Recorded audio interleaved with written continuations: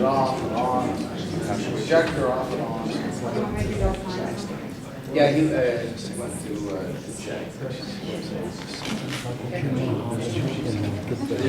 Get this working, go from the computer to the projector. Steve Jobs. There's usually a button on the computer. All right. Well, with my projector set up during match, I have to turn the projector on first. regardless, if it comes on, let me know.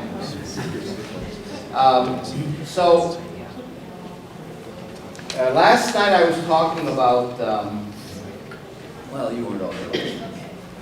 You know, we were talking about Israel, Palestine, and the conflict, and how do we resolve it, and what's going on, and what do we do, and BDS, all that important stuff. That's the focus of our work. But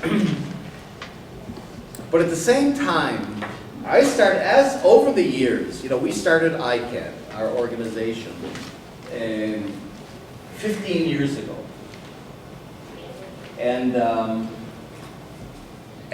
So we've been doing this work for a long time. It's green now. Now it's green, so if it comes up, it comes up. Today, turn the lights down. Yeah. Somebody know where the lights are? Well, we're gonna leave the lights on. Maybe for the There, bill. but now, I just want to get, I want to get this full. So now what happens? There. Ah, that's good, okay. All right, so let me just, okay, so, let's start. Yeah, can you? No. No. Oh, Okay. And there's no way to put these off. I we'll guess. try. No. Why do you say No? For the video. All right. So we've been dealing with Israel, Palestine, and the conflict and so on. But over the years, as I've been working on this, there's been a question, I guess, nagging me in the back of my mind. How does Israel get away with this? You know, in other words, you've got an occupation for 45 years now, violating international law, violating human rights. It's very brutal. I mean, there's pictures of soldiers hitting people over the head. You know, tanks, you know, the whole invasion of Gaza. Violence. Also, this conflict is really affecting the United States. I mean, it's certainly a great part of alienating the United States from the Muslim world. Because, like I say, the occupation is really seen as an American Israeli occupation. Not that, you know, it's clear that Israel couldn't maintain this for a month without the political and military and financial support of the state. Which doesn't really make sense. You know, Kissinger, our friend Kissinger, used to say that the countries don't have friends, they have interests.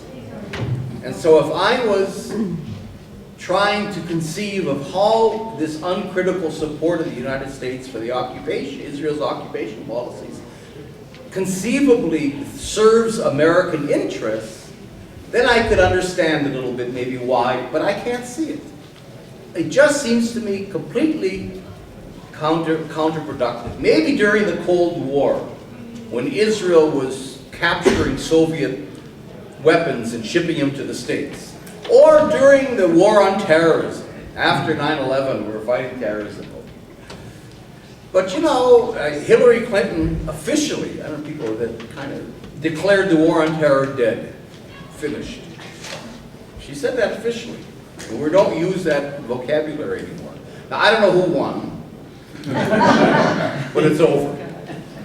So now, in a sense, you know, so now what is Israel's role? What is Israel contributing to American interests that explains this wall-to-wall bipartisan support? And look what happened in the Democratic Convention, and look what happened, this has become, Israel's become a domestic issue in the United States.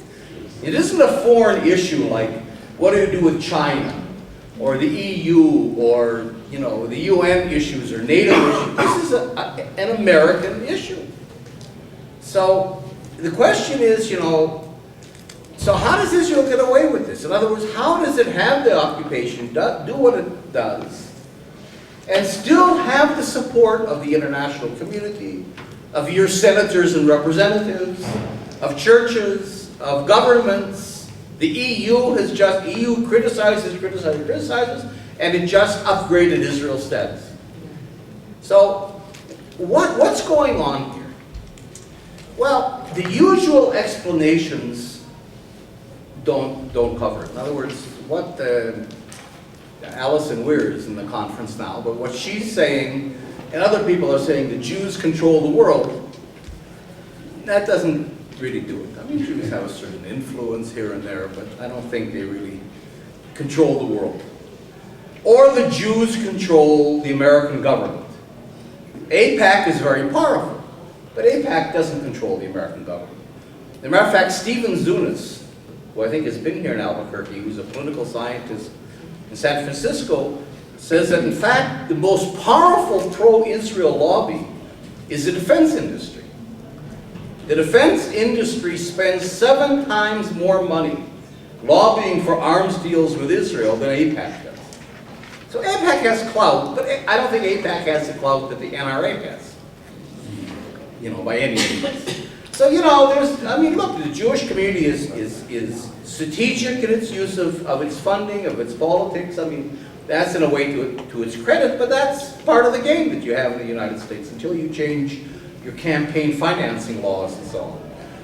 So, and then of course the whole idea of guilt over the Holocaust that might carry a little more weight in Europe than it does here. The whole idea that, and then of course the Christian fundamentalists, that's a whole new thing that began, in the 90s and so on, and that, okay, all those things play a role. Let's say AIPAC plays a role, and organized Jewish community, and the Christian fundamentalists, and some guilt over the Holocaust, and the fact that Israel's become so American. The book Exodus is probably the greatest PR piece in history. Who didn't read Exodus when they were 15? In our generation. And then it was the movie. With who? Paul. So, and Sal Mineo. You forget Sal Mineo was the person of color in the movie. Music by Harry Mancini. Sung by Andy Williams, who just passed away. I mean, how can you get more American than that? It was really, we're already singing, this land is mine, God gave this land to me. Sung by Andy Williams. So let Naim Atik do all his biblical analysis, man. You don't compete with Andy Williams. When people start singing, God gave this land to me, I mean, it's internalized. Okay, all of that is fine, but I'm still nagged again by the counter-argument of Kissinger. That does the United States is a country, and it has corporations, or it's corporations that have a country, one of the two. That has global interests and this and that. Does Andy Williams and Christian fundamentalists, think the land belongs to God gave it to the Jews and AIPAC? Do they really run American? I mean, this is a country with massive interests and strategies and organization, whatever. In other words, those things maybe play some role, but there's an elephant in the room here. There's a big reason why the United States is supporting Israel the way it does. And it's not, and I don't think it's a Jewish lobby, and I don't think it's this. I think there's something bigger. And so as I've been working on it, I've come to the idea of the military connections. And I've started to trace out the threads. Because it turns out that our little Israel, we like to say how little it is, and how we don't say it's bigger than Lebanon, and it's much bigger than the occupied territories, but still it's a little country. But this little country is amazing in a military sense. Israel is the 4th largest nuclear power in the world. You know, it has between 200 and 500 nuclear warheads. And multiple ways of delivering it. You know, the problem with Pakistan and some of these countries is that they have nuclear weapons, primitive nuclear weapons, but they don't really, it's hard for them to deliver them. You know, delivery of nuclear weapons is a whole other, well, Israel can use, first of all, Israel has now 4 German-built and paid for, pretty much, nuclear-capable submarines. One of which is patrolling in the Persian Gulf. That can be equipped with nuclear warheads. Israel has planes that can carry nuclear warheads and missiles. Israel is one of the world's leaders in missiles, including intercontinental missiles. The United States imports Israeli missiles. Israel is the 3rd largest arms exporter in the world. Israel exports more arms than Britain or China. First of all, the United States, no one's ever going to catch up to the United States. You guys win hands down. 70% of the world's arms trade is American. You put $65 billion a year of new arms into the world. You know, $65 billion of new arms go into the world every year. Nobody, but the number 2, way down the list, is Russia. And number 3 is Israel, France, that are vying for, with each other for number 3. So that's a pretty, wow, to be a little country and provide, you know, and be the 3rd largest arms exporter is something. Little Israel, I want you to know, and if I was maybe in front of the B'nai B'rith group, I'd say this with pride, I don't know. Israel is the number 2 arms supplier to China. China has the largest army in the world. And Israel's the number 2 arms supplier after Russia. Israel's the number 2 arms supplier to India, that has the 2nd largest army in the world. This little tiny country the size of New Jersey. And I'll tell you what makes that more impressive is that you know, if Israel was selling fighter jets, what the military calls platforms, if it was selling jets and tanks and ships and these big things, okay, you could get up to being number 2 to China, you know, because you're selling big, expensive equipment. But it doesn't. Israel doesn't produce major platforms. It's too big. That's too big a thing for Israel to do. So it specializes in high-tech components for weapon systems. So that if you can take components and be the number 3 arms seller in the world, wow, that means you're really much more integrated into militaries than if you're just selling planes or tanks or something like that.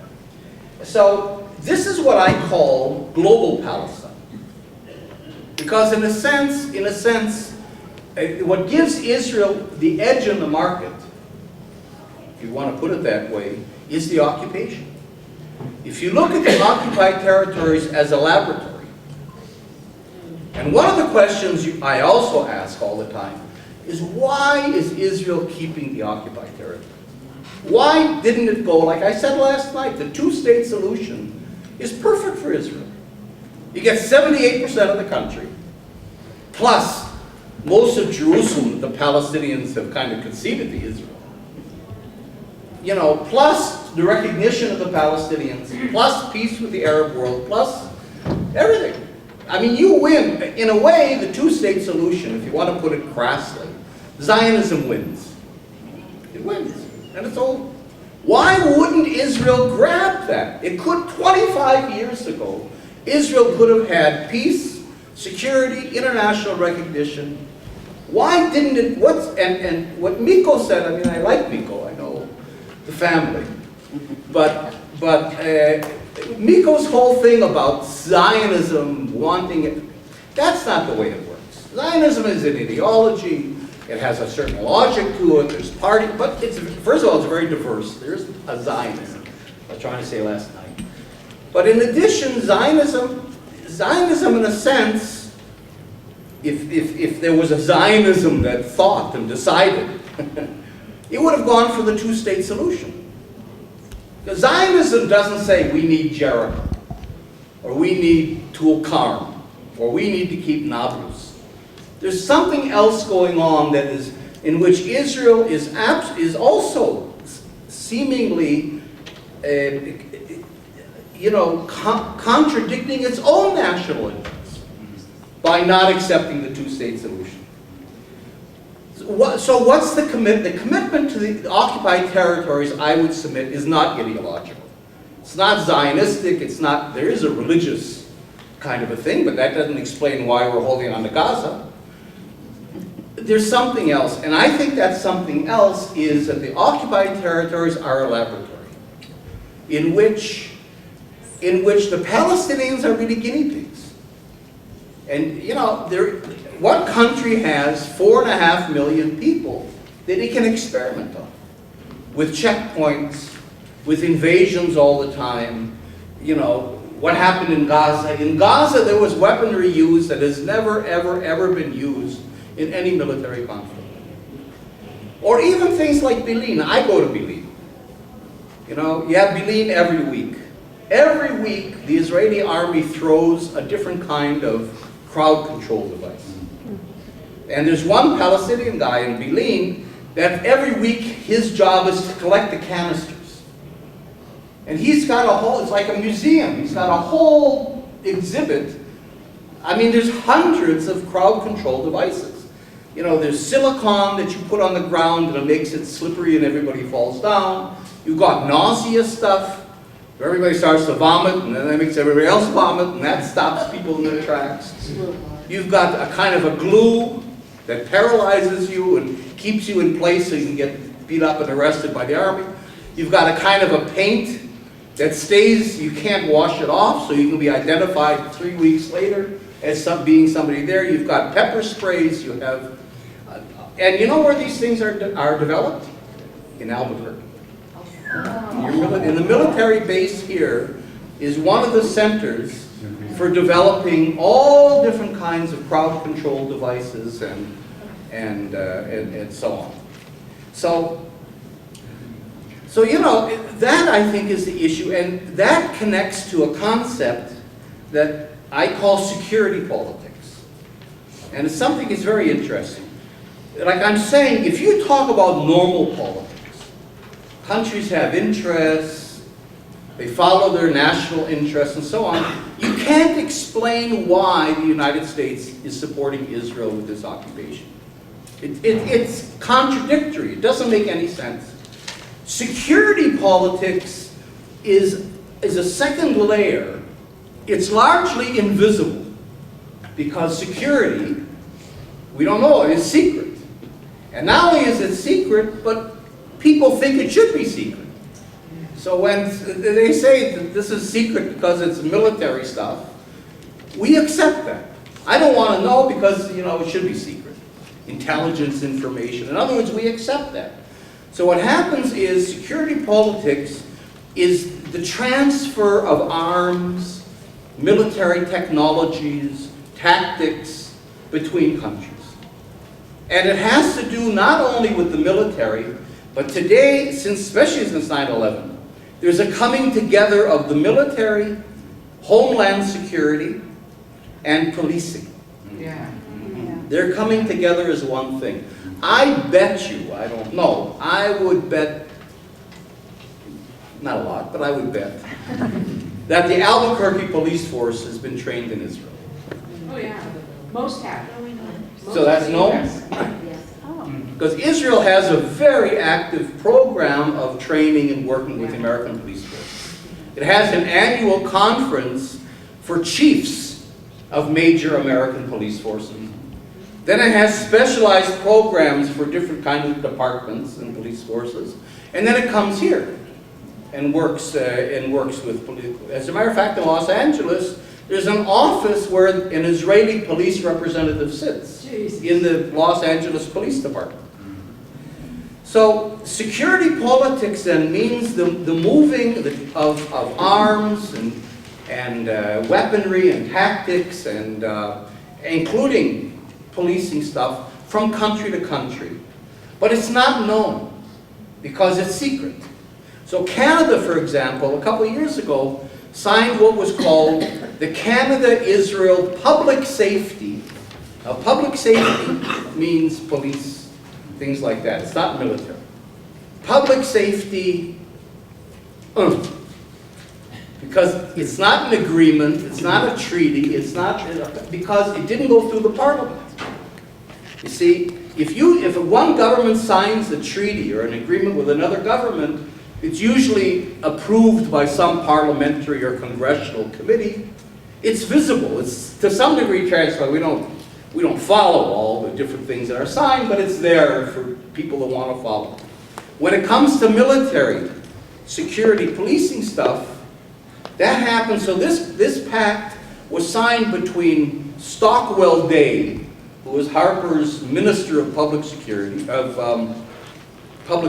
something like that, and Avi Dichter, who was Israel's Minister of Internal Security. So it was a government-to-government security type thing. So it wasn't approved by parliaments, it wasn't publicized, it wasn't known. Where Israel begins to take over Canadian prisons.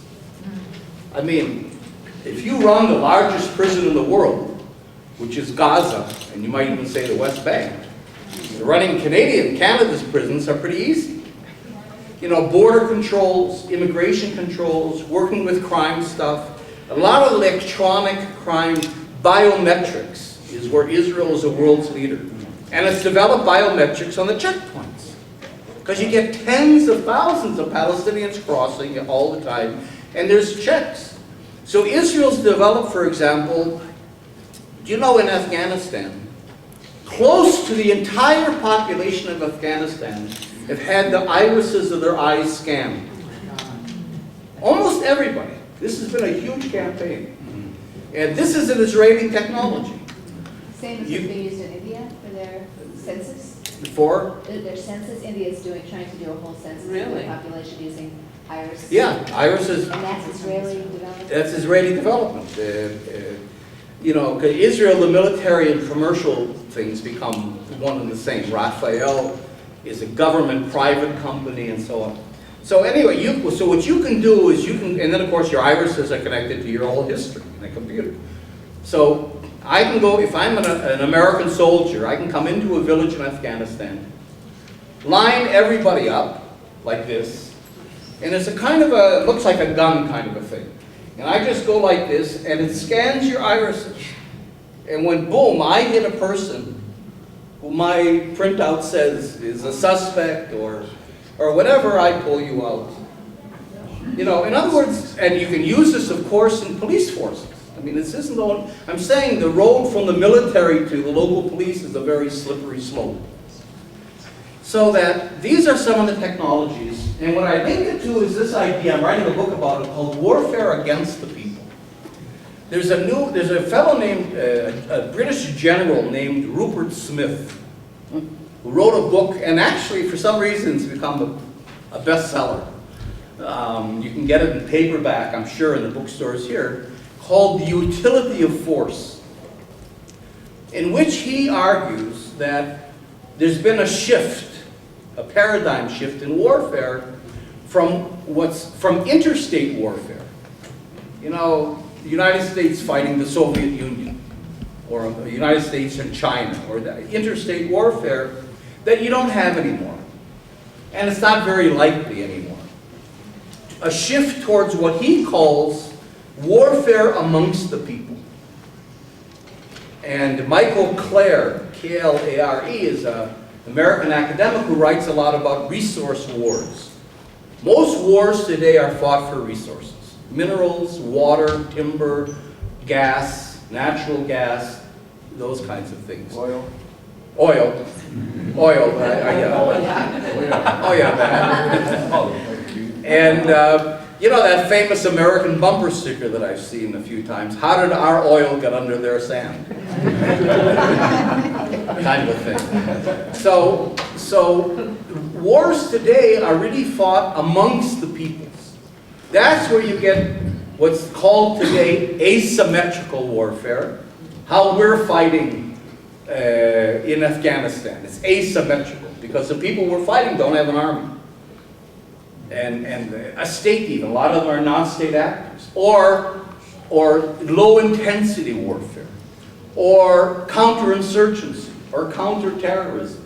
I mean, there's all these kinds of terms. He calls it warfare amongst the people. So what I'm calling it is warfare against the people. Because, you know, they like to put it as if we're fighting for their freedom and we're liberating them, and we've liberated them so much that they kill us every time they get a chance. So it's really warfare against the people. But I'm following the Israeli case. I'm not trying to hint that Israel runs the world's military. You know, you guys run the world's military, actually. But that Israel's a very interesting kind of pivotal window into this. Because Israel is everywhere. I'll talk about it in a second. So I'm really looking at global Palestine, or the globalization of the occupation, where the occupation begins to be exported. Because if Israel has developed a model of control that mixes military with domestic security and policing, with high technologies, you see, with controls on the ground, you know, including house demolitions and things like that. It's a model that can be exported because this is what Israel wants to pacify the Palestinians. It knows it's not going to drive them out. I mean, it will induce the emigration, if you want to put it that, of the middle classes. It can get rid of the middle classes, which it wants to do because that's the local leadership. But it knows that most of the Palestinians are going to stay. So you've got to pacify them. And of course, the Palestinian Authority is one of the agents of pacification. But pacification is a global kind of a thing. So that's where Israel really comes into what's called, what I call global pacification. I'll just show you a couple little things because I want to have time for, and it's a very warfare against the people, using, arming the people is a very old thing. This is an old picture from a Belgium arms manufacturing company in the Congo. This is in Israel. I don't know if you've seen this. There's camps for kids in the summer that where kids are trained. There's an amazing video I can show you. So that I'm putting this, but what are the big interests? It isn't just the United States. I'm putting this within the framework. There's an approach is called world systems theory. Immanuel Wallerstein, if you know him, he's actually been at social forums and stuff, is like the father of this school. And it puts a lot of emphasis on transnational capital. That's really I'm trying to see who are the hegemons in the world that are running this. There is a system. I mean, it's clear there's a global system. Now, I'm very careful not to get conspiratorial. You can do that. And that's the problem with, the Jews run the world or whoever it is, kind of a thing. You can't, you got to be really, but nevertheless, I mean, you also can't deny that there is an international global system, there is an international economy. Somebody's producing and using the weaponry of the world. I mean, it's not necessarily one, whole fabric group. I'm not saying there's an Elders of Zion, who just happen to be WASPs who are controlling the world. But nevertheless, we do have to look at transnational capital and how that is structured. And there's a really, if you don't know him, David Harvey is a professor at NYU who really writes a lot about this. He has a nice book called A Brief History of Neoliberalism. And so it's transnational capital. That's, in other words, the idea that the world is divided into a capitalist core. The United States is 6% of the world's population and uses 35% of the world's resources. So what you have to do, first of all, is have access to those resources and then ensure their smooth flow into the core, into the center. And so most of humanity is on what's called the periphery of the world system. And so you do that by transnational corporations. There's really a whole big debate in academic life. Do states, in the end, control corporations? And is there an American foreign policy, for example? Or do corporations, in fact, use states to protect them and their economic transactions? Also to finance, through research and development, very expensive new technologies that private capital doesn't want to fund. So they use, but in fact, the corporations are really using the states. It's sort of a tie right now in terms of who runs who. But certainly corporations and states, and usually they're a lot of the same people. If you need millions of dollars to get elected, and corporations are people, don't forget. All right, and then you get supranational institutions that are used by the core, like the World Bank and the IMF and the UN and the EU and the OECD. OECD is the club, the exclusive club of the world's most advanced economies, to which Israel was accepted about 2 years ago. So this little country is in this club.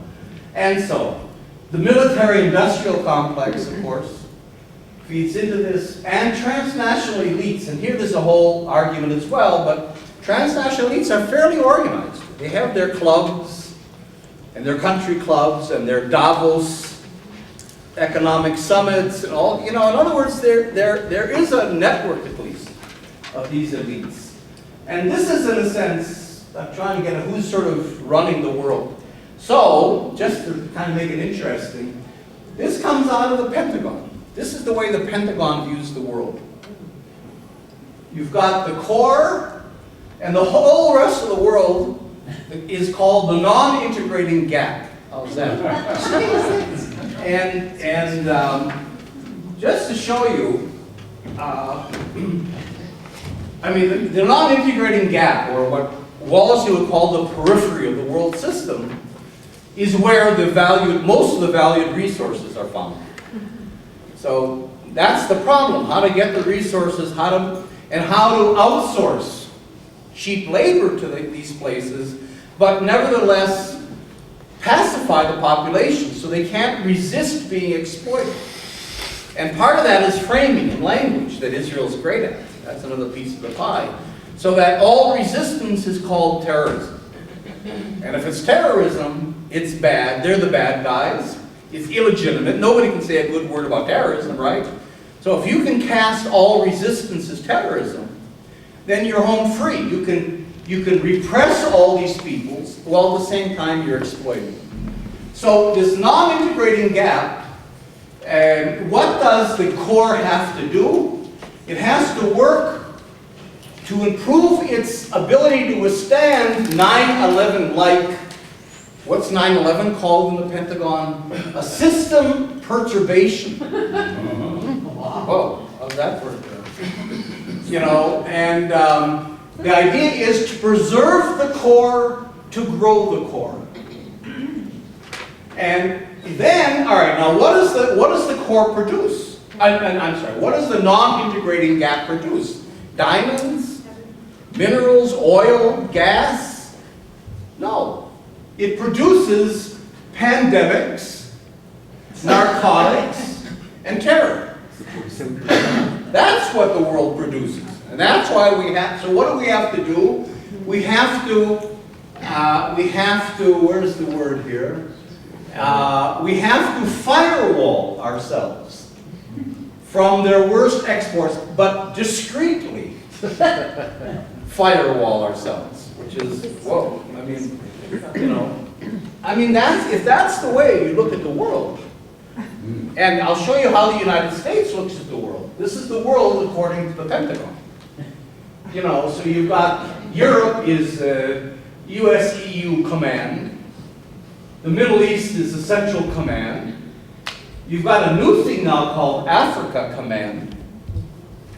And now there's a brand new thing of North America Command.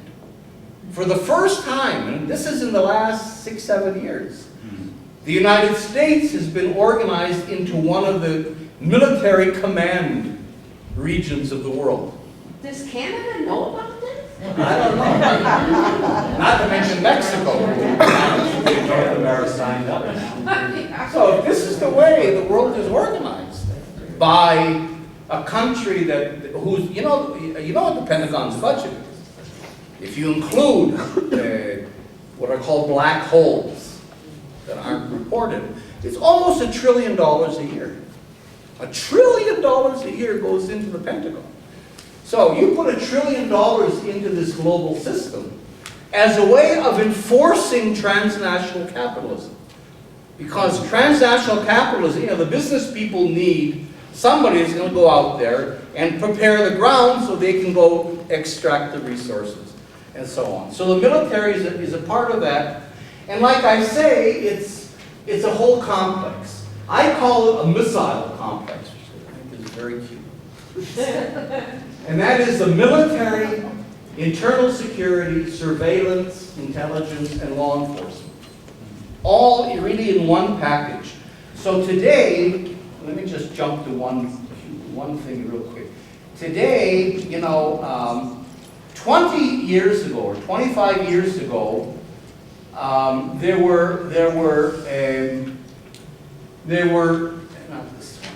were 4 SWAT teams in the United States. I think Los Angeles, Chicago, Philadelphia, New York, something like that. Today, 80% of American police forces have SWAT teams that are all dressed like Arnold Schwarzenegger with these, I'm sure Albuquerque has SWAT teams. Santa Fe has one. I'm telling you, in northeastern Iowa, they got SWAT teams. So there's a whole militarization of the police. And where that gets dangerous is that the police used to be to protect the citizens. Once in a while, you still see a police car with that slogan, protecting the citizens. But in fact, today, we're all suspects. And that's what you see in the airports. We're all suspects.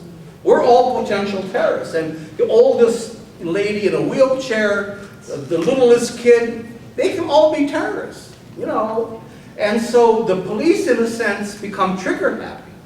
Because, we're now not the people to protect, we're the people to be protected from. And especially the transnational capitalist interests have to be protected from us. Especially those of us that are poor or dissident. And what I'm just trying to say is that in all this whole thing, Israel has a special role. Israel is really pivotal in a very interesting way. So on the one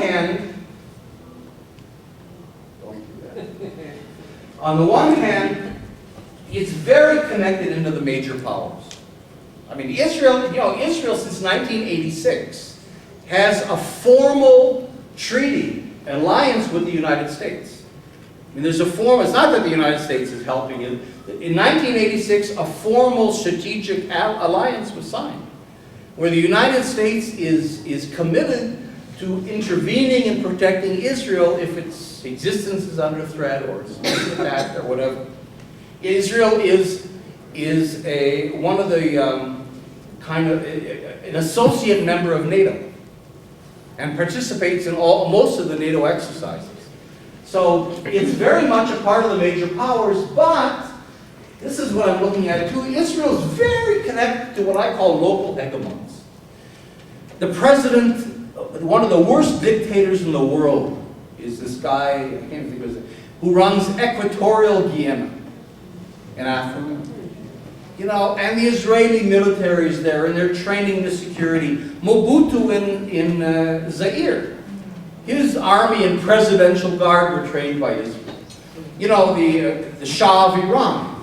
One reason why they hate Israel and the United States in Iran is that the CIA and the Shabak, the Israeli security, trained the Savak, which was the security service of Iran. I was in Liberia at the start of the Civil War. Liberia and right. Israelis were taking people into their embassy and torturing them. That's right. And in Charles Taylor's trial, Yes. now the Israeli part is coming out more and more in the Israel, because the largest industry in Israel is diamonds. Refining, cutting, and distributing diamonds, but we don't have diamonds. They come from either South Africa, so De Beers, which is the largest South African, is now owned by it's a Jewish-owned company, put it that way, because they used to be the big competitors with. Most of Israelis' diamonds would come from West Africa, which is the whole blood diamond issue. Liberia, Angola, Sierra Leone, the Congo. And you have people, you ever heard of Lev Leviov? Yeah. So you should look, he's a Hasidic Jew, Russian, part of the Russian mafia, with Israeli citizenship, who's now building the largest house in London. The largest. You can build bigger than the Queen. It's not just a house. And he controls the minerals of the Congo to a large degree. And it became more open when he opened a whole series of diamond stores in LA, in New York, in Paris, London, huge diamond stores. And Alan Dershowitz went to buy in London from his store just to support. The whole thing, what I'm saying is don't be conspiratorial. But on the other hand, we do have to trace out the threads and see where the different threads lead us. So Israel's very much in touch with local hegemons. I mean, Les Fields, in his workshop yesterday where we were, said that his epiphany or his turning point from his very Zionistic and Jewish upbringing here was when he was in Nicaragua during the war, and he goes into a hospital where all the wounded people are, and he sees Israeli Hebrew that he associated with the prayer book and so on all the weaponry that was all around, because Israel supplied the Contras. 80% of the arms from Somoza's regime came from Israel. So Israel's in touch with the local hegemons, but with the major powers. But Israel also does high-tech weaponry, super high-tech weaponry, I'll show you. But at the same time, it's also field-based because it's coming out of the occupied territories. So the trouble with the United States is that the United States arsenal is still geared towards interstate warfare. You're spending billions and billions and billions on the F-35 that even Gates, who was the Secretary of Defense, says it's absolutely not needed. You've got F-16s, you've got F-35s against. But, the defense contractors are very clever. And so you assemble the F-35 in every congressional district in the United States. So no congressperson is going to go against funding. But the arsenal of the United States, from nuclear submarines to all kinds of, Star Wars stuff, it's irrelevant because it's not relevant to warfare against the people. You need a whole different kind of arsenal for that. And that's what Israel's providing to the United States to a large degree. Israel is very good in the military, but also, because of the occupation, it's very relevant for Homeland Security and policing. And Israel does have a lot of experience in conventional warfare. It can talk F-35s. In fact, Israel's in the process of buying 55 F-35s. Israel is getting the F-35 before the American Air Force gets the F-35.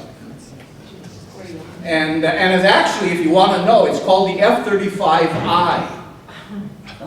Because it's so much invested with Israeli technologies that it really is almost an Israeli product, except Israel can't afford to produce these huge platforms like this. And so it takes the American technology and then it makes it 100% better. That's Israel's expertise. So that we fought 5 conventional wars. I mean, real wars against states. So we have that experience. But of course, Israel's experience for the last 45 years has been largely warfare amongst the people. So from all these points of view, Israel is really pivotal in a way that the United States isn't. All right, so I just want to go for another minute, Israel security politics I talk about, but just to give us, because we don't know anything, what I discovered, I mean, I have been involved in the peace movement for years. I have a PhD. I don't know any of this stuff. I'm writing a book about something I know nothing about. I couldn't tell you an AK-47 from a pistol. I don't know any of it. And that's our problem. Because we don't know this stuff, they're developing weaponry and using weaponry that, we talk about human rights, but we're light years behind where the police forces really are, and the military. And not only that, but we don't know science. And now maybe there's some of you here that have a science background. Most of us, I think I can safely say, come from the humanities, social science type background. And C.P. Snow, if you remember him, back in the 50s, talked about the two cultures. Right. How you're having a split between the hard sciences and the humanities and social sciences. So even in some countries and cities, you have separate campuses or separate libraries. You have that in Israel. The Hebrew University, there's one campus on Mount Scopus. That's for humanities, social sciences, law, archaeology, with a nice library. And in Givat Ram, in the other part of the city, that's where you got the physics, chemistry, biology, all the hard sciences, with its own library. And I think that's replicated here to some degree in universities. So the thing is kids learning science are never exposed to philosophy, ethics, history, and we don't know what these mad scientists are cooking up. And the fact that most funding today for military projects comes from most funding for high-tech for cutting-edge science, whether it's biomedicine or whether it's robotics or whatever it is military-based. Intel is military. The byproduct is PCs. But that's just a byproduct. All this stuff it comes from the military. So the fact that we don't know this makes it hard for us to plug it into our discourse, which is what I'm trying to do. So the whole concept of warfare today is called net-centric warfare. And rather than having armies, you're beginning, and the United States is doing this, you're beginning to break the army into what are called special operations forces. Small operational forces that can call upon the Air Force and the Navy and the Army and all this high-tech stuff for support. So because part of the new concept of the military is what's called precision engagement. Because you have precision instruments today. You've got precision missiles. We can shoot a missile from here to LA and go through a particular window of a building. I mean, it's super precise. So you don't need soldiers coming in. Afghanistan is maybe one of the last times that's going to happen, that you can have an army going in and not doing very well. You can do it, and now the fact the Americans are moving to drones. Yep. And Israel is the world's leader in drone technologies.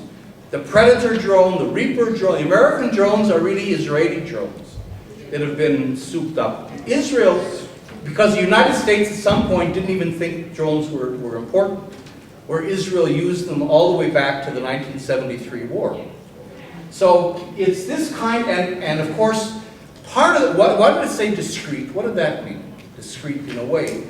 Part of the idea is that the citizens don't have a stomach for warfare anymore. You don't want to see your boys and girls coming back in boxes. So the goal is what's called casualty-free warfare. I mean, our casualties, not their casualties. Because if you can conduct a war, and that happened pretty much in the Second Gulf War, if you can conduct a war in which you decimate the other side, but you don't lose any of your own soldiers, then the public is willing to go along. It's only when you start to have casualties that the public starts to pull back. So that's kind of another benefit of this netrocentric warfare, is that it's really beginning to be robots against robots, a kind of a warfare. Cyber warfare is another example.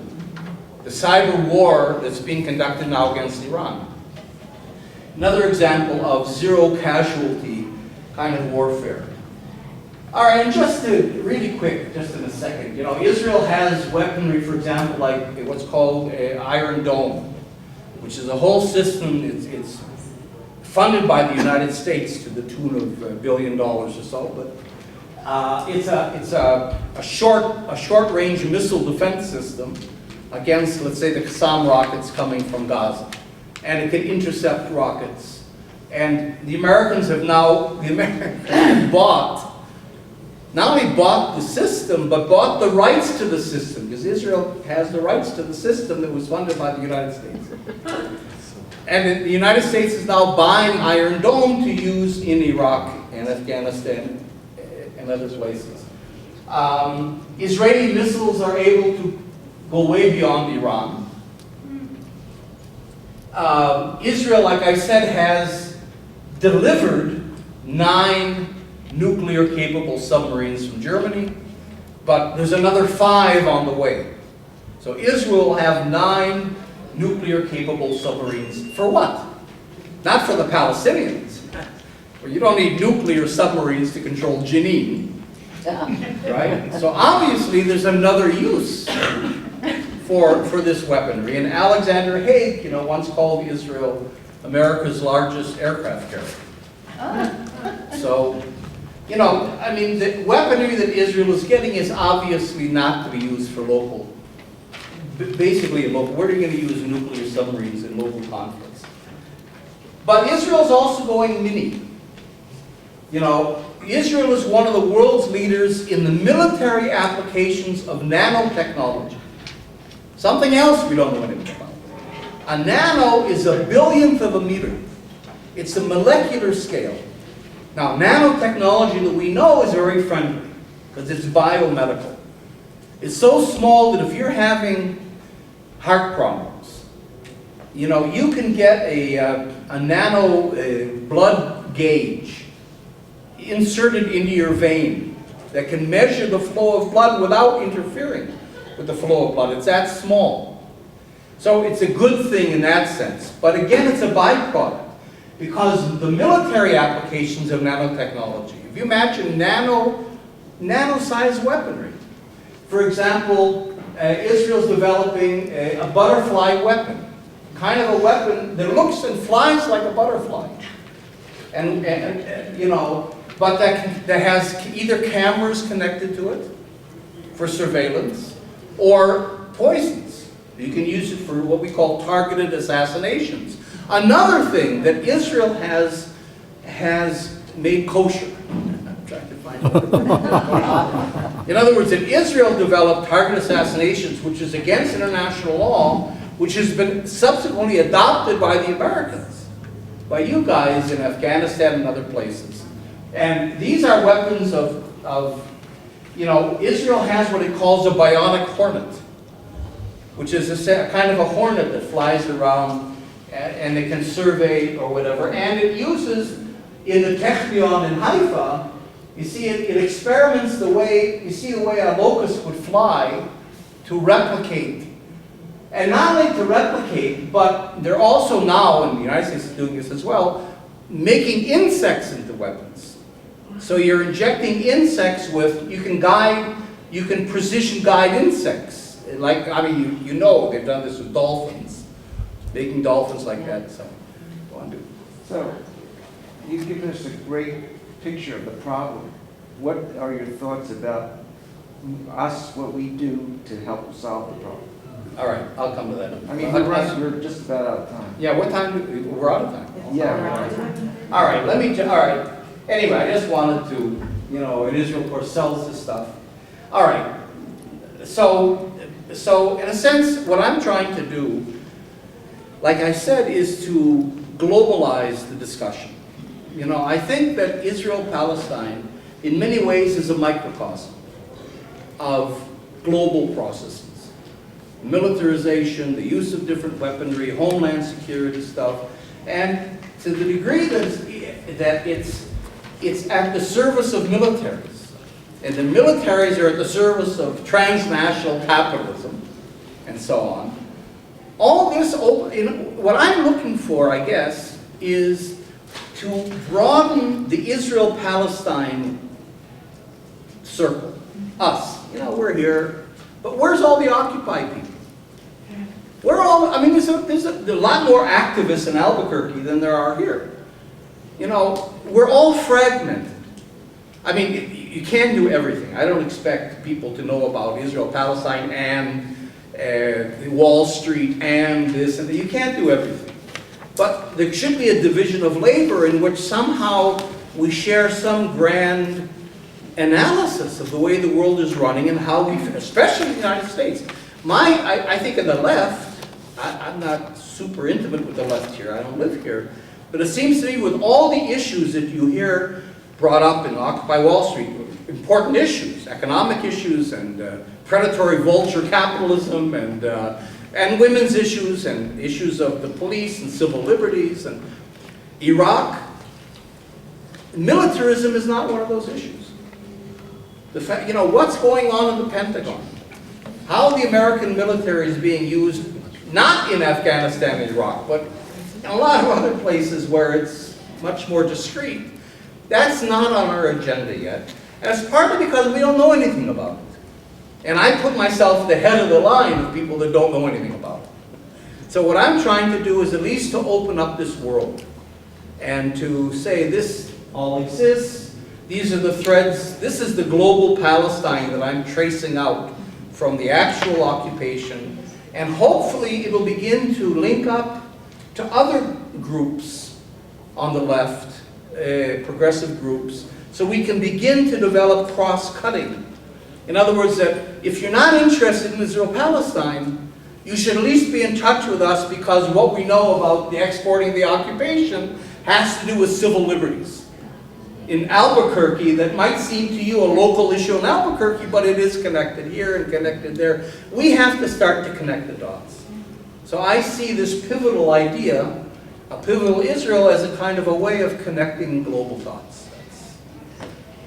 And it's what you do best, because we all want to know what can we do. But I think whenever I hear you speak, Jeff, you take me down different roads that I hadn't been down before. You really clarify things and you make me think. So I don't expect you to come up with the solutions, but when I see you, I do expect you to expand my mind, and you always do. One specific thing I took away from this today is that Israel, oh, by the way, I'm a supposed self-hating Jew. But one thing I really am going to take away from this today, and I don't know if it was intentional on your part or just something I gleaned, but the Israelis are not only manufacturing the product, they're creating the market. By creating the fear of terrorism, we can come out and do all these fascist things in our own country and purchase their technology to do it.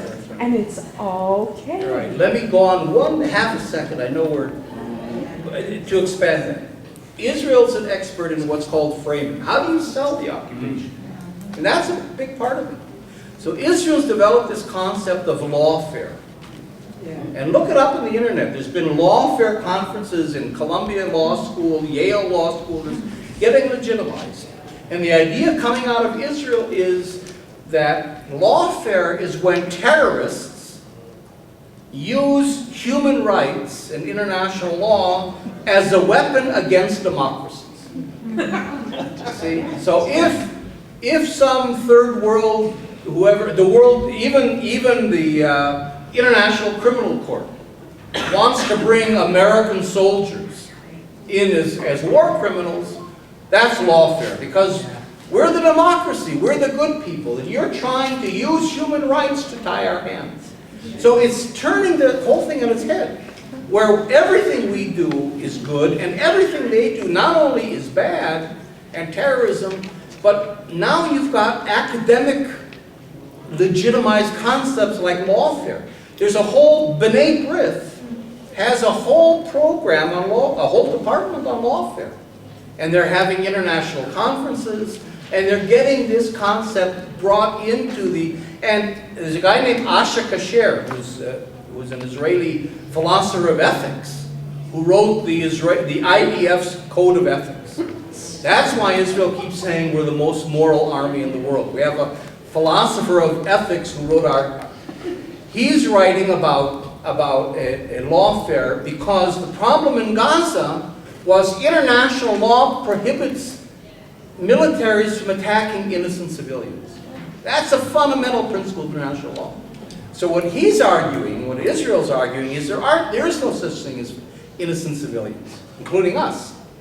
Everybody is a suspect, everybody's a potential terrorist, and therefore anybody can be targeted. So we have to change the law, the international law that protects civilians, in order to allow Gaza's and Afghanistan's to happen.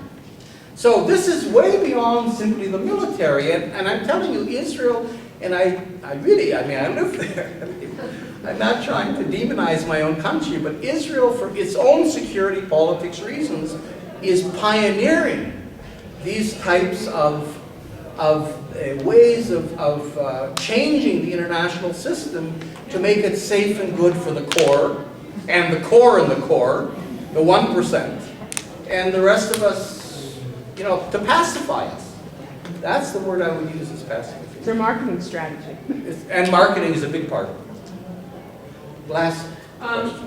There's a program called Program 1031. You familiar with that? No. By which the Pentagon provides armored troop carriers and tanks to the cities, as a matter of fact. Yeah. I do. But I have a quick question for you. This provided tremendous new insight on Israel's use to the U.S. But Michael Chodowski has said that there are huge gas and oil fields off the coast of Gaza. And that may be the reason that they're holding on to at least Gaza. What does that sound like to you? Yeah, no, that's certainly true. There's been more than $1 trillion, $5 or $6 trillion worth of natural gas between Lebanon and Gaza. And in fact, as I was going into Gaza, it's written in that book, Freedom Sailor, that is for sale. When we were going into Gaza on the boats, we passed British BP, British Petroleum drilling platforms off Gaza. That's one reason why, in Oslo,